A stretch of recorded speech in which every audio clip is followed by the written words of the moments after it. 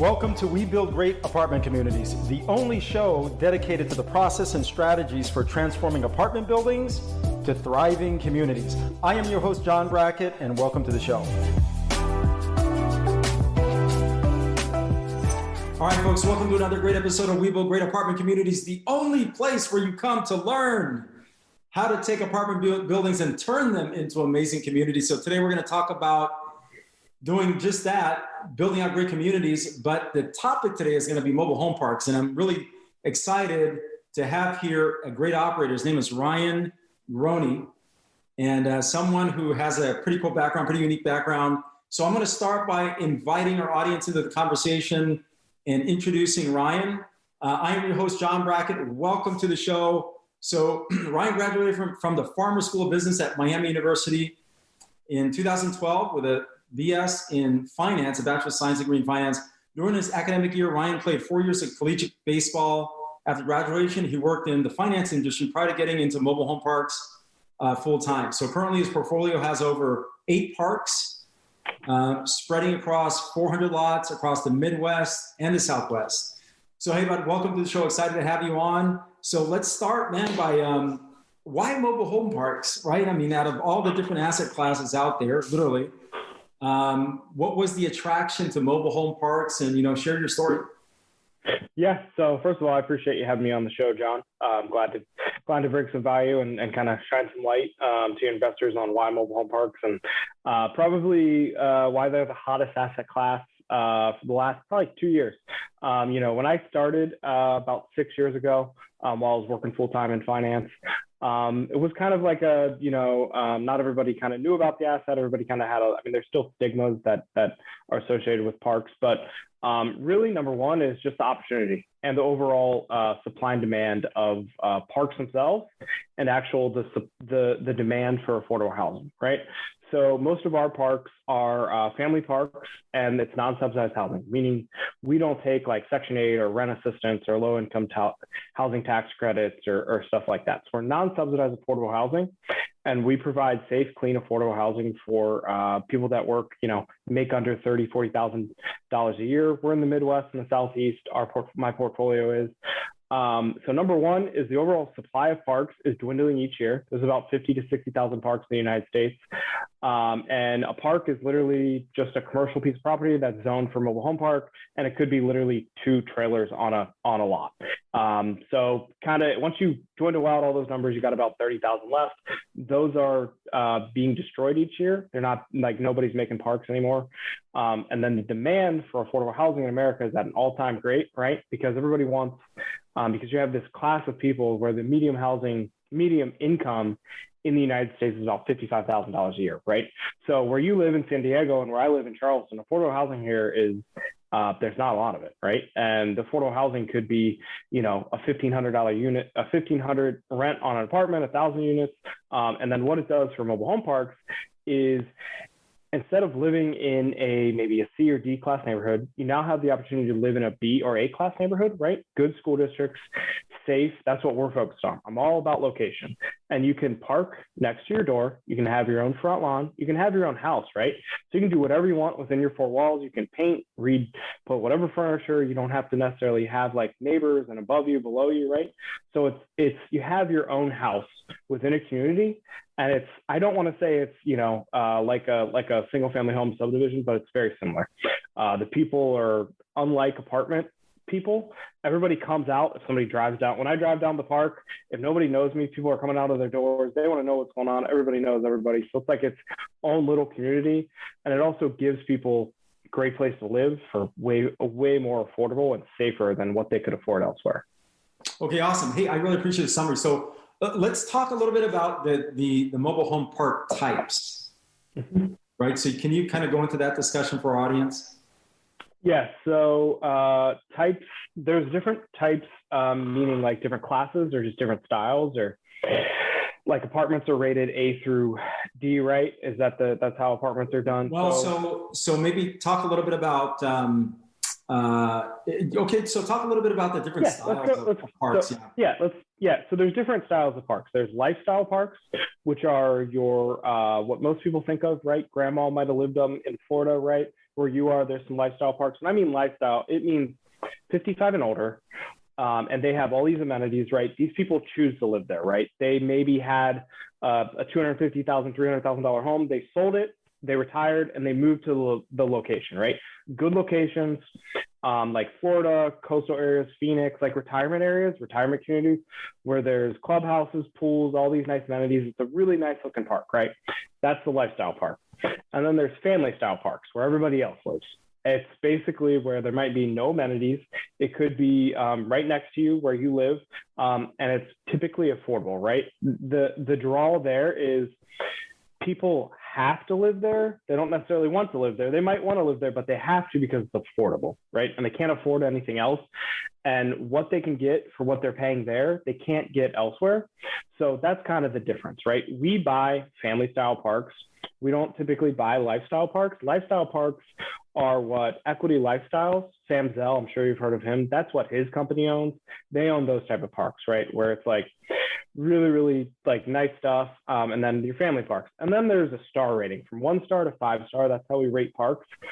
Typically, we're buying 2 to 3 star parks and trying to turn them into 3.5, 4 star parks. 5 star parks are the lifestyle parks. Those are like double wides, like paved roads. Everybody's got cement, like driveways, and they got porches, and they got all the nice stuff. They got clubhouses, pools, you know, they got all kinds of nice stuff, right? And then family park, 1 star is like, would be like, I wouldn't want to get out of my car. And if I'm not into those, we're buying like 3-star family parks in really good locations, really good school districts. And we want that at affordable housing price above 100,000 or more. So therefore our residents don't necessarily, they can't afford that single family house. So that's why it's a really good location. So got it. Awesome. Those are the different styles of parks. Okay. I really appreciate the summary. So let's talk a little bit about the life cycle of a park, right? So when you're looking at acquiring an asset, let's say the park is already zoned, right, as a park. There are homes on there now. So what does the life cycle look like, right? So you're out there developing business, trying to identify a park for purchase. Okay, say you find one, you negotiate it, you put it under contract, and then walk me through the cycle, right? You got to finance it, manage it, and then at some point you got to dispose of the asset. So can you just talk through the kind of the life cycle of a park, at least from your perspective? Yeah, so I mean, I'll give you a case study. Prime example is we're coming full cycle on a deal right now that I bought in the end of 2018. We're getting ready to sell it. And it was a full turnaround. It was about 60% occupied. It had infrastructure issues, and it also had financing issues on the front end. So typically, right, when you put a deal under contract, there's different routes of financing. Over a certain dollar amount, you can get the Fannie Mae and Freddie Mac loans, and you can also get CMBS loans, right, agency loans, and you can also even get, on the larger deals, life insurance companies to loan you money and stuff like that. That's the good stuff, the non-recourse debt, you know, it's long-term, 10-year fixed, right? And then there's the community banks, right, that you, under a certain dollar amount, you're calling everybody, and you're typically recourse. And then with mobile home parks, the good thing is we're buying from mom and pop, and typically they own them clear and free and clear. So a lot of times we actually do get seller financing on the front end for a short period of time, or even in some instances longer, right? So the park we bought in 2018 had all these issues, right? Full turnaround, good location. We got seller financing on the front end. It was 5 years. We don't have to sell, but we're at the end of our turn, right? We've filled the park, we've raised rents, we fixed the infrastructure issues. And in order to, you know, once you go through this turn, it typically takes 24 to 36 months to fill, raise rent, evict everybody that's been bad, repave the roads. Like, it takes time. And then you have to season it when it comes to financials, right? You can't just buy and then 6 months later refinance out. Typically, banks want to see some seasoning, meaning they want good books and records, and good profit and losses, and not NOI climbing every year. That's what they want, right? And so when you go to dispose of it, depending on the market cycle and where you are in the market, we're at, whether we're high or low or where we are in the cycle, it seems higher than what I would get if I refinance it. So that's why we're selling it. I don't think there's a better time for us to sell than now, just given what I'm seeing in the market, just from where we are. So that kind of goes into the full life cycle of a park. But typically, yeah, if you can't get good debt on the front end, once you turn it around, you can potentially get that Fannie Mae, Freddie Mac long-term debt on it. Or if you're at the end of your turnaround and you're like, well, I don't necessarily see any more runway here, let's just sell it, right? So that's kind of the two ways to kind of go about the full turn. I can go into more detail about the actual turnaround of it, but what is your typical strategy? I mean, how long are you holding on to most of your assets? In your business plan, when you're presenting to your investors, what does that look like? Is it a 5-year, 7-year term with some flexibility to go out longer depending on what's going on in the market side or in the market? Can you kind of talk about that a little bit? So typically it's 3 to 5 years, right? It's all typically based on some of the debt that we get or the actual opportunity that we have. So a lot of times it is 3 to 5 years. That's kind of our, typical nature of the deal and our timeline, just given who our investors are and who we partner with. And just given the fact that most of my capital is tied up in it as well. So I like to watch my cycle and where I'm at, an investor, I am capital stacking right now.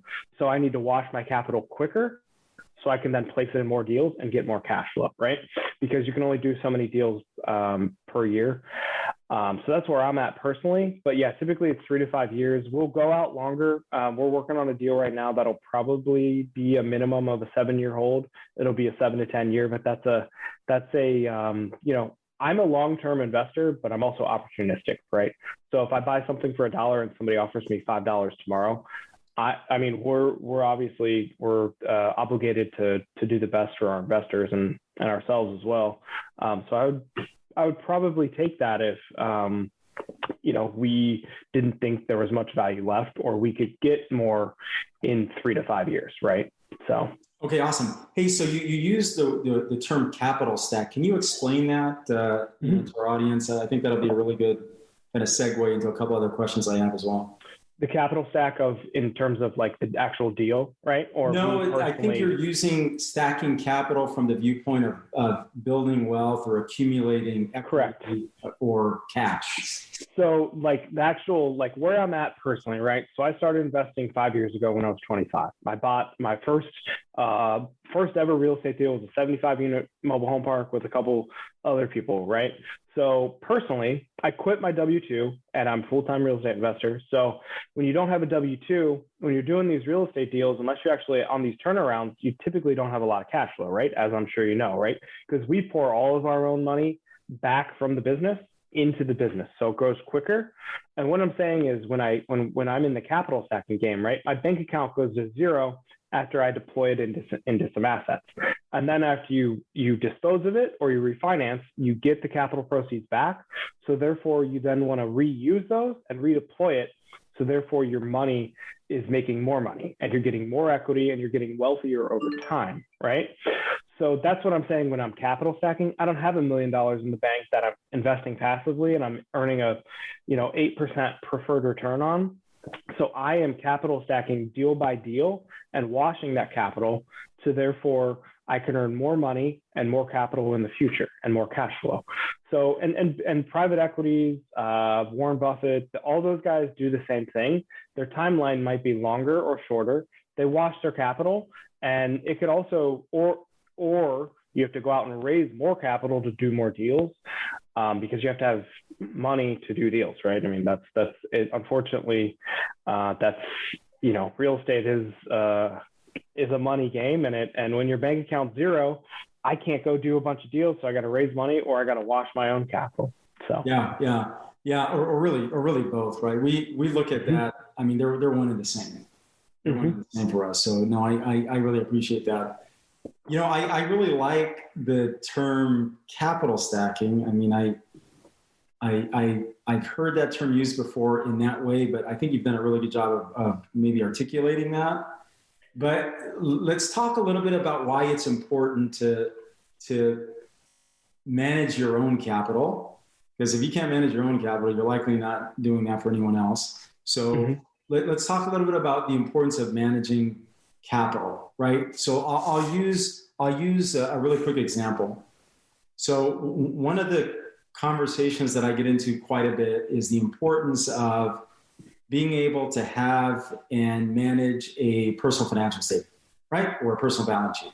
No different than inside of a company. We aggregate all of our balance sheets so that I have a pretty good idea of how much cash and, of course, how much equity we have. And depending on the asset, we're able to leverage that with equity lines, right? For a couple different reasons. So when you're managing your capital, how do you do that, right? I mean, how are you actually managing that? What tools do you use to manage, what tools do you use to manage, in this case, capital, right? Cash, capital that you're injecting into projects, cash available for investment. What are some of the tools that your company uses to do that well, so that, you're making smarter decisions and at least looking at different ways to manage and mitigate risk? Yeah. So, obviously I have my own personal financial statement, right? I typically update that monthly, or I update it every time we do a new deal. I check our cash accounts, our bank accounts, typically daily, if not every other day, right? I'm seeing what's in there, what's available for the businesses, and then also my personal. And then, obviously it all starts with running your own financial analysis, right? You can build a pro forma and all that good stuff. So I don't have like a specific tool that we use. I'm more like just looking at opportunities, and we're looking at what our returns are going to be, right? So where are we in the deal cycle? Where are we with the deals that we currently have on our plate, right? What are those opportunities? And if I only think I'm going to get a 15% IRR, I will try to connect capital that looks for that versus capital that might require 20% or even higher IRR over the life of the investment, right? So I have all of that in our own databases and stuff like that. But as far as managing, I don't have a specific tool that we use. We run typically quarterly payouts. So we're running all the different analysis from that based on what we use. And then we have monthly financial statements that we go over each month. So, that's how we're, looking at the overall life of the investments, and then overall just personally as well. I look at my financial statements pretty regularly. So. Okay, cool. So how are you prioritizing your investment opportunities? Say you have 5 deals, okay? And all those 5 deals have very similar return metrics, whether you want to use internal rate of return, average annual return. How do you prioritize what to go after first, especially in a market like this? So activity has skyrocketed now, right? We went from sellers being a little bit more hesitant to sell, wanting, I think, to maybe clean up their books a little bit, right? And just have a better story to place out in the market. And so I think now that that's happened, so there's just a lot more transactions. So how do you prioritize the opportunities that you pursue, assuming that you have 5 of them that look relatively similar? What does that thought process look like for you and your company? Yeah. So number one is, what does that deal require from us time-wise, right? Because time, a lot of people don't really measure that, right? They don't think about it when it comes to a deal. How much time is this actually going to take on your personal or even your employees, right? How much is that going to take? If it's going to take, an extra 3 to 4 hours a week or whatever, that's an arbitrary number, but, measure that time. And then also what goes into that, right, is location, right? If we already own a property down the road, I can maybe use the same property manager. I can use the same contractors. When I go and visit the asset, my time, right, I can hit more units all at once, right? So if that's all aside, let's say it's all the same location, all the same everything, I would try to buy all 5 deals because I'm in the growth phase.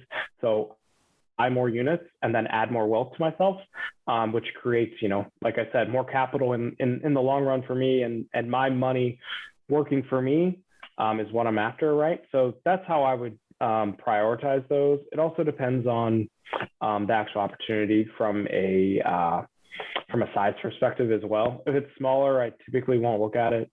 But if that's all, if all those are kind of the same variables, then it's all about location, really. So. Okay, awesome, man. I really appreciate the summary. Thank you very much for doing that. Okay, I'm going to pivot. Let's pivot a little bit and talk a little bit about financing these things.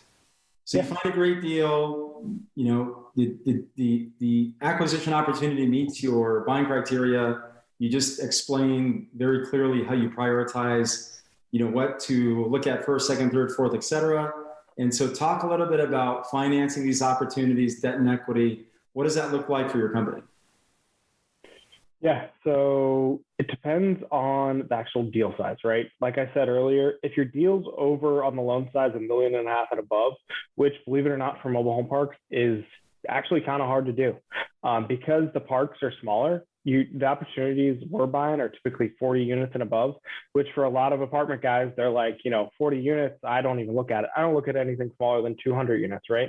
I don't know your criteria, but most people, they want larger because they can get more economies of scale with property management. So when it comes to financing, right, if you're above $1.5 million, typically, if it's stabilized, we will go with the agencies, right? Fannie Mae and Freddie Mac. Typically, they require 25 to 30% down, which is 70 to 75% LTV. We're using our own capital and also investors' capital, right? So that's the equity piece. And then Fannie Mae or Freddie Mac is providing non-recourse debt longer term, and that's the debt piece. That's over $1.5 million typically, if on a stabilized deal. Anything under that, on the bank side, on the debt side, we're typically going to community banks. We may already have an established relationship with somebody, or we're picking up the phone and calling all the local lenders. And we also use loan brokers, right? So during a certain threshold, we use loan brokers. They are worth their cost because they do all the work for you, and they typically know who to go to. So we do use them. And then on the under $1.5 million, typically we're using local relationships. They're providing the debt anywhere from 70 to 80% LTV.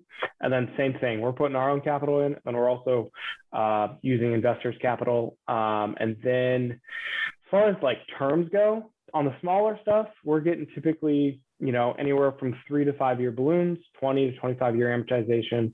And our rates right now are about 4 to 4.5% is what we're seeing. And then when you get larger, the rates are typically 4%, and they go as low as I've seen recently at like 3.25. So long-term, 25-year amortization, 10-year fixed, interest only for a few years. So that's kind of the financing pieces of it, right? Raising capital, that's the cash and down payment that we're using. And then we typically will also provide some of the operating reserves. And then we're also operating the asset. So that's our incentive as well to the actual deal. So. Hey, awesome, man. Hey, I really appreciate you bringing up operating reserves. So talk a little bit about how do you measure that, Ryan? So when you're looking at a deal for acquisition and you're underwriting it, when you're looking at your reserves, how are you measuring the requirement? And, what are some of the metrics that you use to make that decision?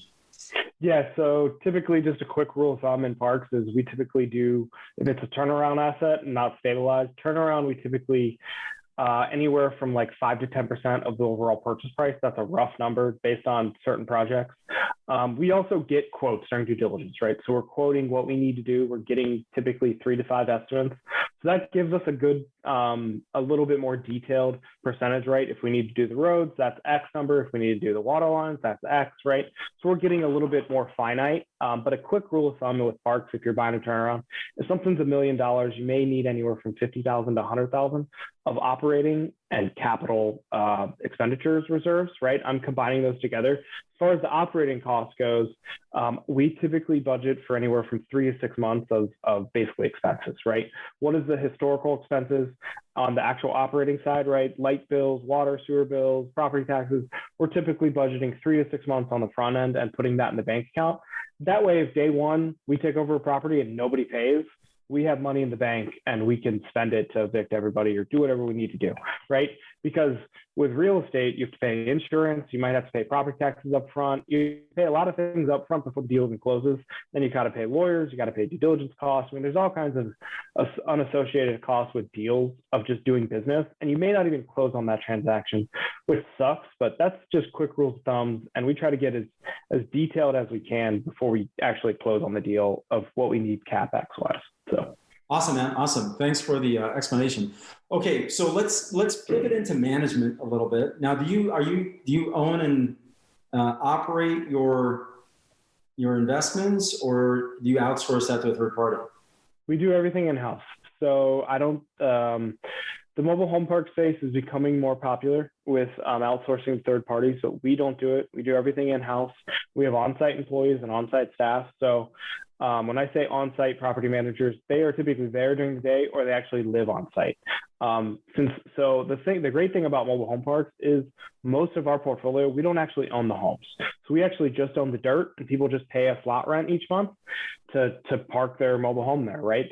We actually are like a parking lot with utilities. That's exactly how to look at it. It's very simple. We're not in the rental business, so I don't have like a lot of staff. Now, would I outsource it to a third party if the situation was there? Yes. But the reason that's not popular is because if they can do a 100-unit mobile home park or a 100-unit apartment building, the property management company can earn more money from the apartment building than they can on the gross scale versus the mobile home park, right? Sure. So we do everything in-house. It's honestly the busiest time for us is the 1st through the 10th, right? Collecting rent and just chasing rent. Other than that, depending on where we are in the turnaround, once we're stabilized, it's not as intensive as owning an apartment building because we don't have rentals. So everybody owns their own home. So if something breaks in their house, it's not my problem.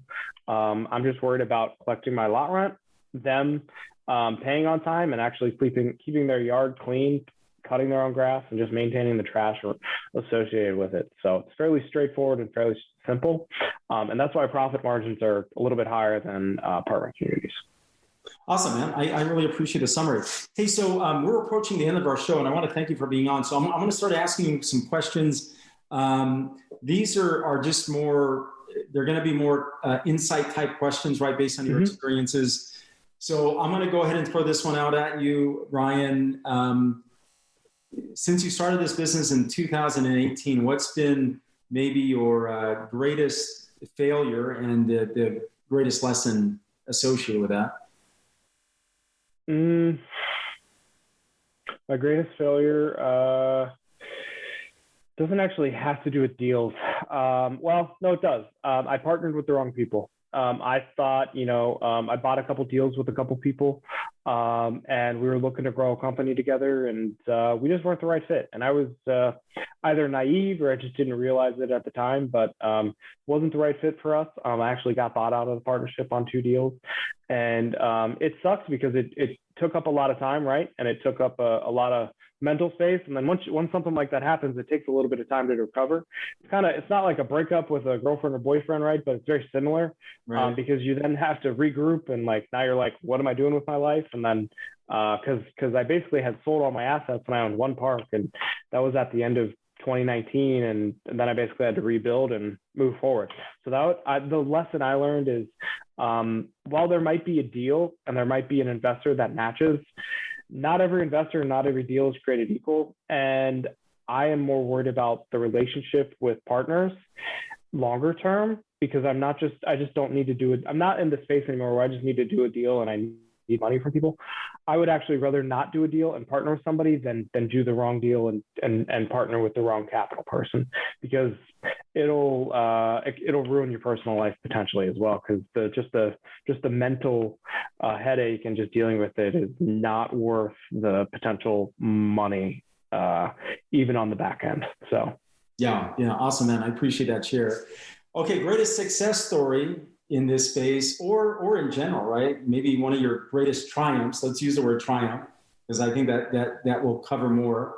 And what did you learn, and how have you been able to apply that forward in this business to create more opportunity? Yeah, my greatest triumph is probably not even a deal. I mean, I have a great deal to share, but it's mainly just leaving corporate America, right? I remember sitting in my cubicle just thinking about, wow, this is not what I was taught in college. I literally know nothing. I'm literally just an employee in a huge wheel. And, they could if I died tomorrow, they literally would not care. They would write the check for my insurance, and that's it.